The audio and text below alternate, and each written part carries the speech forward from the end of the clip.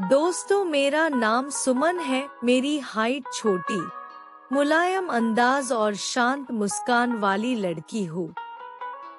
मेरी आंखें गहरी भूरी हैं, जो हंसते समय और भी चमक जाती हैं। काली एकदम घनी बालों की लटें अक्सर कंधों पर ढलती रहती हैं। मेरा रंग हल्का सा गुनगुना, त्वचा पर प्राकृतिक निखार है। पहनावे में वह साधारण पर सजीली रहती हो। सूती कुर्तियाँ, हल्का सा परफ्यूम और छोटे छोटे झुमके मेरी सादगी में भी नजाकत जोड़ते हैं। स्वभाव से वह मिलनसार, विचारशील और हंसी में भरोसा रखने वाली हो। मेरी चाल में नजर रखने योग्य शालीनता और आंखों में एक शांत पर चमकदार जिज्ञासा रहती है। दोस्तों, अगर आपने अभी तक सब्सक्राइब नहीं किया है तो जल्दी सब्सक्राइब करें, लाइक करें। सुमन की सुबह हल्की चाय और धूप की मंद रोशनी से शुरू हुई। हिमांशु ने पहले ही योजना बना रखी थी, शहर की उन छोटी छोटी दुकानों में ले जाना जहां सुमन अक्सर खोकर कपड़ों और गहनों को देखती रहती थी। बाजार की भीड़ में सुमन की शादी पर सजी शैली सबका ध्यान खींच रही थी।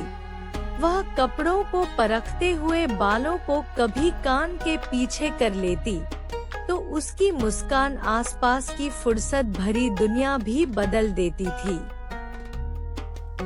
दोनों ने हाथ में थैला लिए कई दुकानें देखी। सुमन ने एक हल्का मखमली कुर्ता चुना और हिमांशु ने उसकी तारीफ की बारिश कर दी। बीच में वे एक केक की दुकान पर रुके और फूलों का गुलदस्ता लिया। सुमन का चेहरा खुशी और हल्की सी लज्जा से खिल उठा। छोटी छोटी बातें भी आज खास लग रही थी।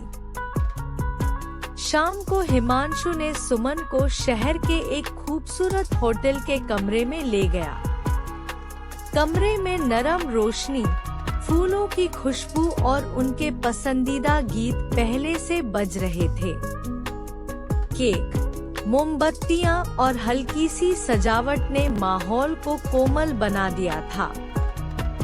सुमन ने दरवाजा खोला तो पल भर के लिए उसके चेहरे पर विस्मय और प्रसन्नता दोनों खेल गए। हिमांशु ने मुस्कुराकर कहा, यह सारी रात सिर्फ तुम्हारे नाम।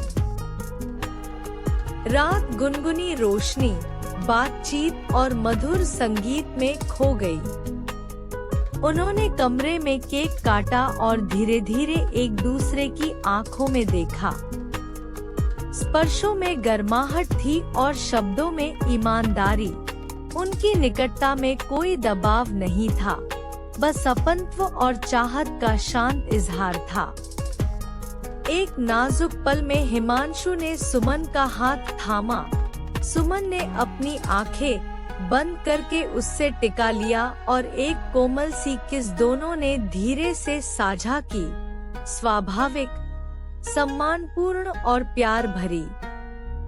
उसके बाद रात खुलकर हंसी, पुरानी यादों और भविष्य की योजनाओं से भरी रही।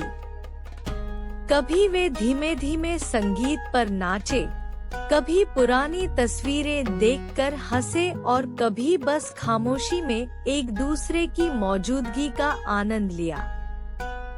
हिमांशु ने सुमन के लिए एक छोटी कविता भी पढ़ी, जिससे सुमन की आंखें नम हो आईं। वे होटल की छोटी बालकनी पर खड़े होकर शहर की रोशनी देखते और भविष्य के सपने बुनते रहे।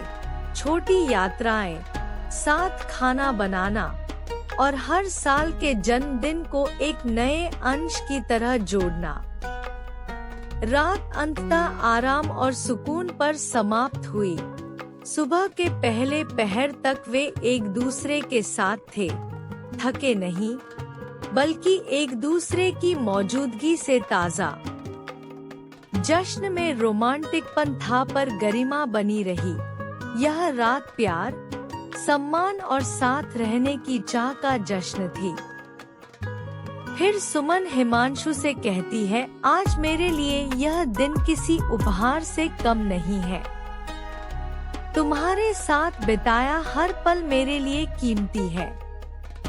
तुमने न सिर्फ मेरी पसंद का सम्मान किया, बल्कि मेरे हर छोटे छोटे शौक में खुशियाँ ढूंढी।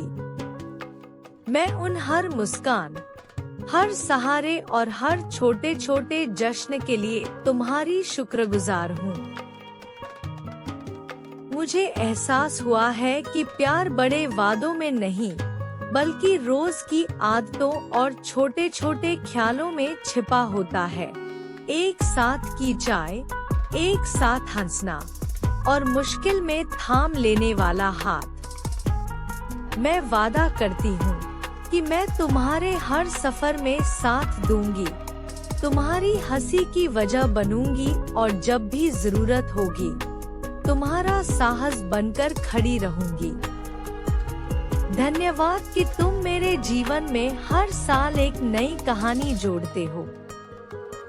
दोस्तों, आपको मेरी यह स्टोरी कैसी लगी कमेंट्स में जरूर बताएं। साथ ही लाइक, शेयर, सब्सक्राइब करना ना भूलें। धन्यवाद।